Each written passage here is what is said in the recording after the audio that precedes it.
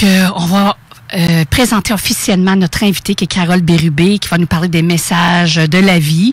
Je vais te faire un petit résumé, Carole, pour ceux qui te connaissent pas. Mais depuis 2004, tu animes des nombreux groupes au travers de différents ateliers, tels que tu parles de guides spirituels, des chakras, des rêves et des signes. Tu fais des méditations guidées, puis tu proposes également des consultations individuelles. Oui. Tu demeures à quel endroit exactement? À Lévis. À Lévis, bon, t'es tout proche. Oui. Tu as écrit aussi 3 livres. Je les nomme La puissance de l'amour, votre guide spirituel que j'ai lu et que j'ai adoré. Puis je me souviens que tu étais venue le porter directement chez moi. J'étais vraiment contente. Puis ce livre-là m'a vraiment fait réaliser des choses importantes, Carole, parce que moi, je travaillais beaucoup avec les anges, les archanges, mais j'avais oublié un peu mon guide spirituel. Oui. C'est un peu grâce à toi, à cause de ton livre, que j'ai réalisé que c'était très important d'être à l'écoute de son guide. Oui. Puis tu vas nous faire la distinction entre les guides, les anges, qui ils sont, qu'est-ce qu'ils font, c'est quoi leur mission. C'est très intéressant, puis c'est pour ça que je suis contente que tu sois là ce matin pour différencier tout ça. Tu as écrit aussi les chakras traditionnels et multidimensionnels. Ces 3 livres-là sont parus aux éditions du Dauphin Blanc. Et là, tu as publié tout récemment un nouveau jeu de cartes. Ça fait déjà 3 fois qu'on en parle à l'émission. Aujourd'hui, on va en parler encore. Ça s'appelle Message intuitif. Oui. C'est un jeu de cartes que tu as conçu, tu as fait les images. Ce qui est particulier avec ce jeu-là, c'est qu'il y a même un dé à l'intérieur. C'est vraiment le fun. Et il a été publié aux éditions ADA, puis il est maintenant disponible dans toutes les librairies du Québec. Il est quand même encore chaud. Là. Je pense qu'il est sorti au mois d'octobre-novembre. Hein? Oui, à la fin octobre. Donc, c'est tout récent. Tout récent, c'est ton dernier bébé. Exact. Et aujourd'hui, tu te consacres au partage de tes nombreuses expériences, les tiennes autant que celles de tes participants, dans le cadre de tes ateliers et conférences. Tu sais véritablement guider les cœurs dans leur quête spirituelle pour nous amener à reprendre contact avec notre être intérieur, à devenir autonome dans nos ressentis. Je trouve ça très important. Et par l'intuition, les rêves et la synchronicité. Oui. C'est super. Écoute, moi, la première question qui me vient en tête, quand est-ce ton intérêt pour ce monde-là des anges, des guides, t'es venu? Est-ce que ça fait longtemps? Est-ce que tu avais ça quand tu étais toute petite? En réalité, oui. Depuis que je suis petite, j'ai toujours fait énormément de rêves. J'ai toujours eu beaucoup de signes, des informations, des messages, et je comprenais pas particulièrement. Hein. De prime abord, c'est sûr, c'est des rêves. J'étais toute petite, 6, 7, 8 ans, j'en faisais probablement avant, mais je m'en rappelais pas toujours. Mais d'aussi longtemps que je me rappelle, autour de 8-9 ans, je commençais à faire des rêves répétitifs. Je me réveillais, des fois j'avais des peurs face à des ombres, comme beaucoup de monde vont faire plusieurs rêves, mais je m'en rappelais toujours. La nuit, je me réveillais, je me rappelais de mon rêve. J'ai aussi eu, j'ai la chance d'avoir des sœurs qui aiment bien aussi tout ce monde d'énergie. Donc, voir un peu les couleurs, voir l'aura. À 14 ans, avec une de mes amies, on se regardait les mains pour essayer de voir l'aura autour.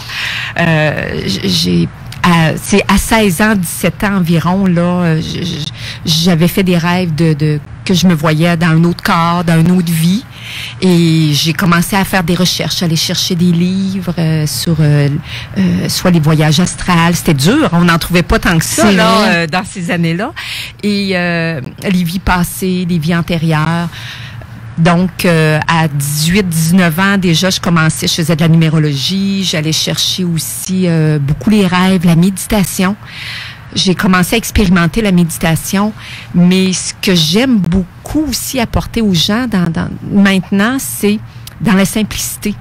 Hein, parce que je me rappelle vraiment à 19-20 ans faire de la méditation pendant 1 heure assis en yogi, le dos pas à côté. Je suis une grande sportive, hein, donc assis, les jambes croisées, le dos droit après avoir fait 2 heures de volleyball, là.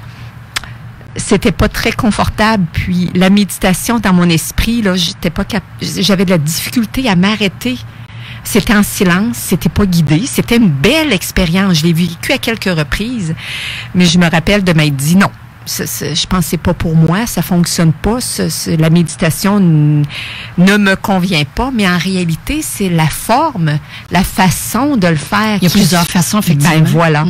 Donc, toi, ta façon, c'est quoi? Premièrement, j'aime bien que les gens soient très confortables.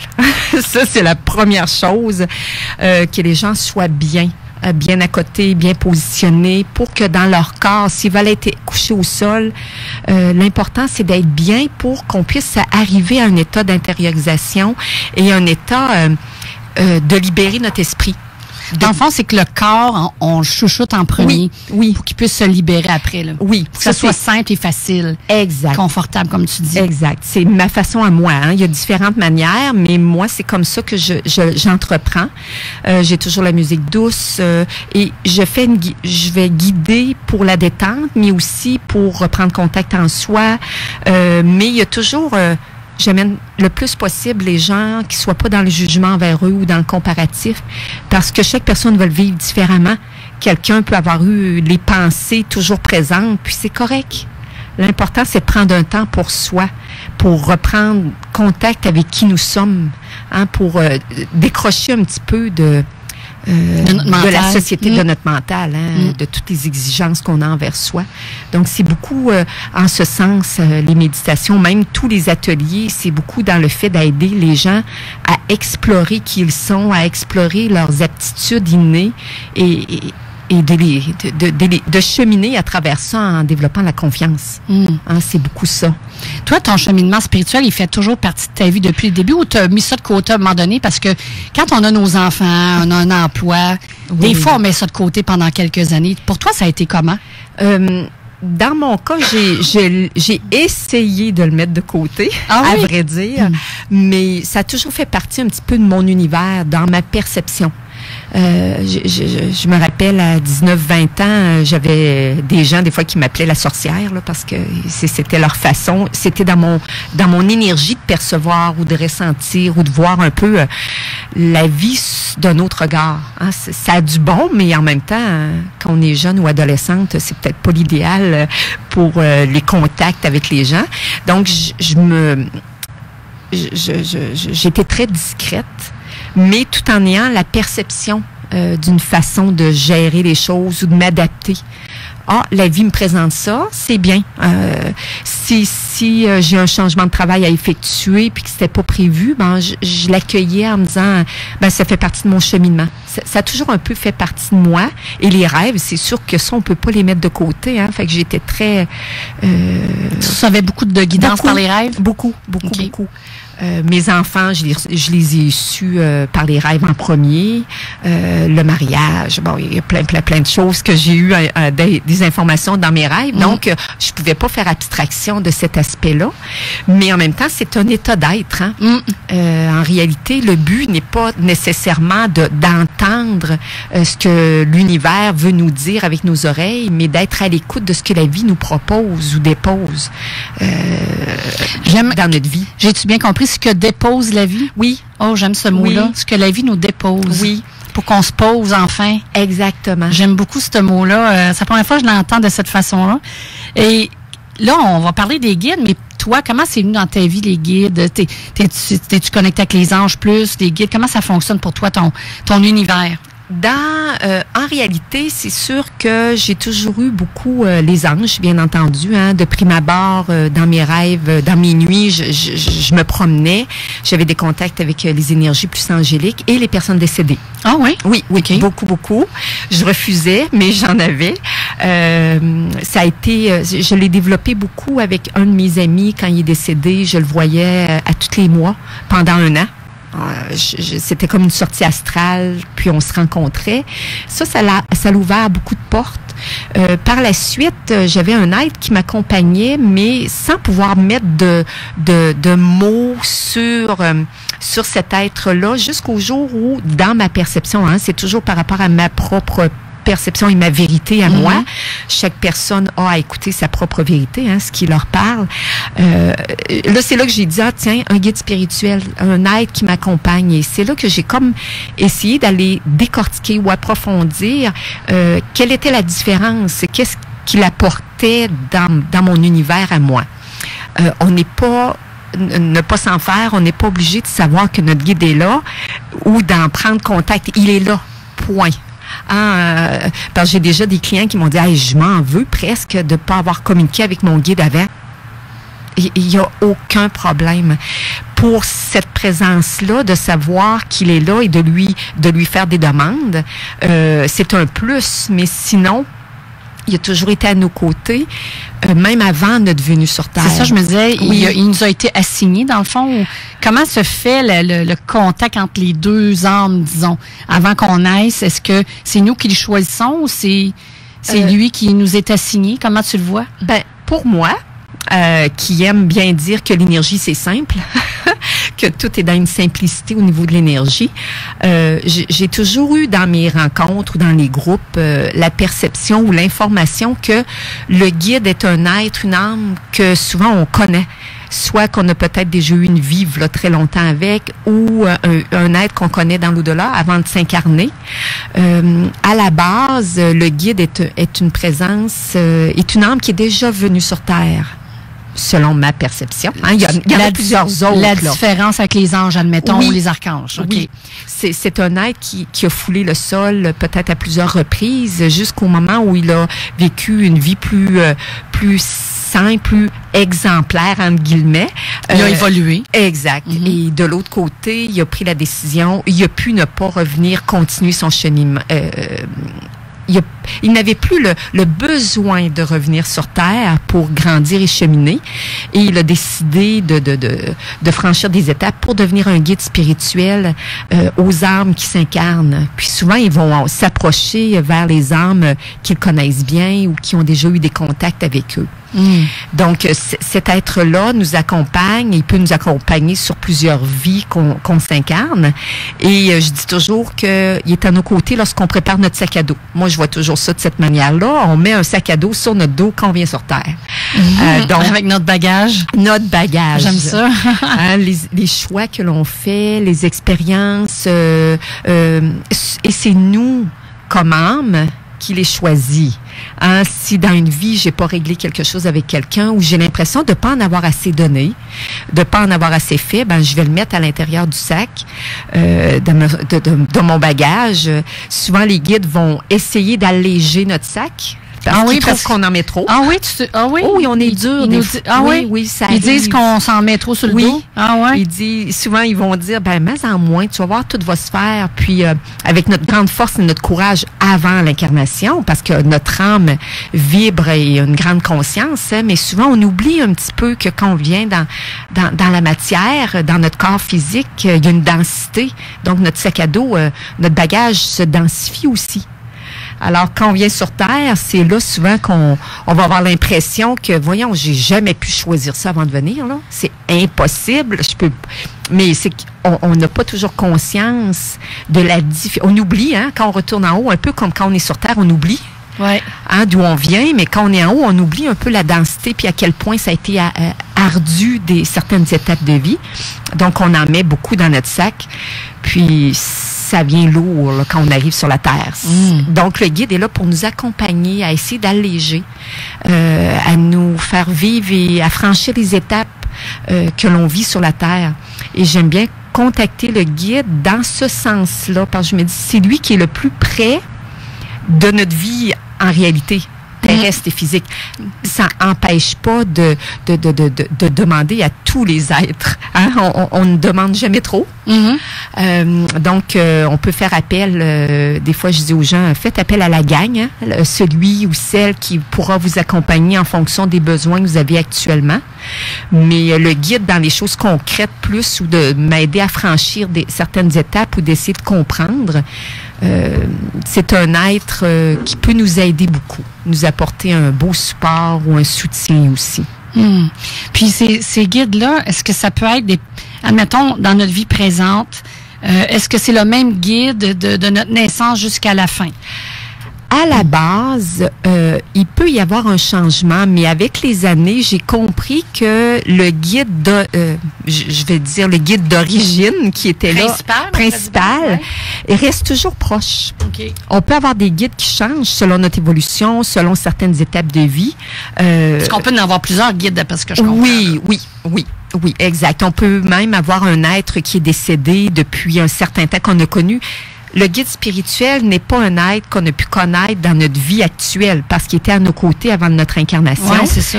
Mais on peut avoir une personne qu'on a bien connue sur la Terre qui est décédée, puis après un certain temps, va devenir un guide accompagnateur. Ça, tu l'as vu de ça? Oui, oui. Puis avant qu'il devienne notre guide accompagnateur, ça, c'est comme la deuxième catégorie de guide, je dirais. Oui. D'après ce que je comprends. Oui. Et ça peut-tu prendre plusieurs années avant qu'il devienne un guide? Parce que, tu sais, on entend souvent quand les gens ils ont perdu une personne proche qui aimait beaucoup. Oui. Après un certain temps, ils ont l'impression qu'ils sont toujours là avec eux. Oui. Je pourrais vous dire que le temps, il faut jamais oublier que dans l'au-delà, le temps n'existe pas. Alors, sur la Terre, on peut avoir l'impression qu'après un an, voyons, c'est pas possible que ma grand-mère soit près de moi et devienne un guide pour un certain temps parce que ça fait pas assez longtemps qu'il est décédé. Mais dans l'énergie, dans l'au-delà, il n'a pas de temps. C'est vrai. Il faut toujours essayer de nuancer avec cet aspect-là, comme il y a des âmes que ça peut prendre des centaines d'années aussi, hein.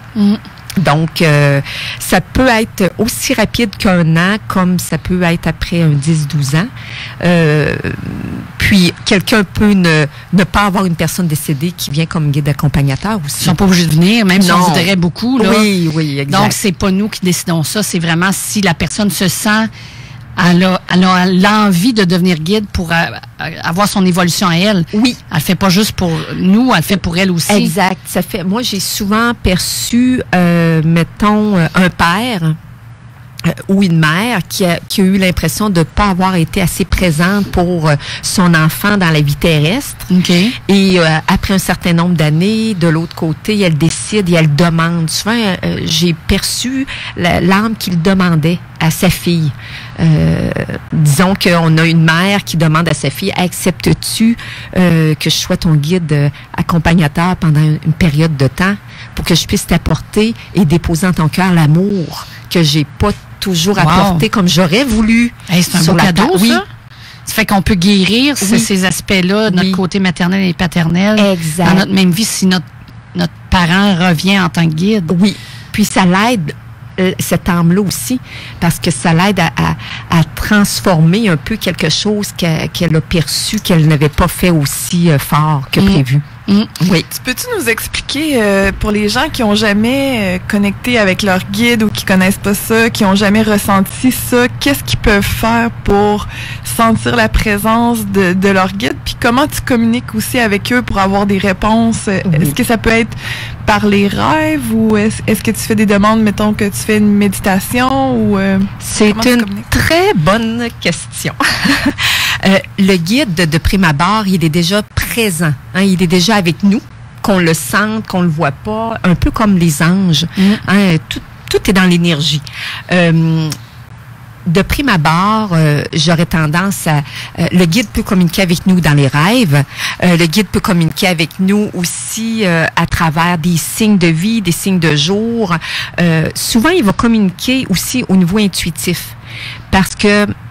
Et là, je vais donner l'explication que c'est pas simplement les guides. C'est une façon qui communique avec nous, que ce soit...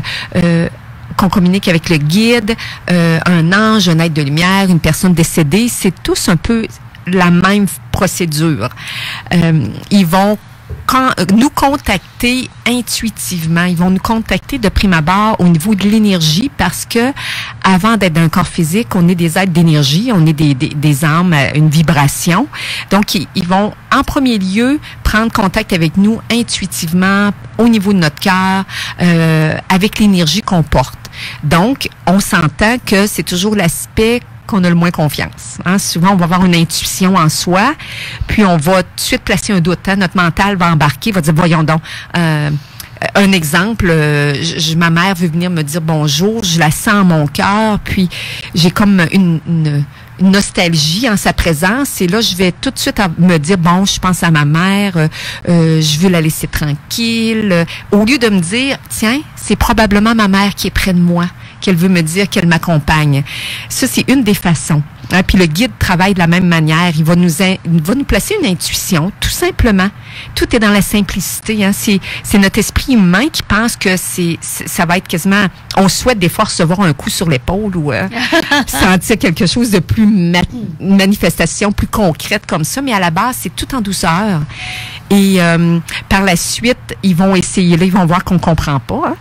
Hein. Et là, ils vont essayer d'amener des signes, soit par les rêves. Si on est très à l'écoute dans nos nuits, où on se rappelle de nos rêves, ils vont placer des petits clins d'œil par les rêves. Ou ils vont essayer aussi les signes diurnes. Hein, dans le jour, mettons, moi, ma mère, elle adorait les papillons. Alors, je peux aller à quelque part, puis voir plein de papillons, puis je vais tout de suite avoir la confirmation, tiens, c'est ma mère qui était vraiment présente. Ou bien, ça peut être aussi le guide. Je vais vous donner un autre clin d'œil. On peut, souvent, c'est en posant des questions que ça peut nous aider à travailler, à mieux comprendre et à mieux écouter les messages. Le matin, on pose une petite question ou des fois, on va avoir une interrogation sur soi. Le meilleur exemple, j'ai, mettons, une soirée.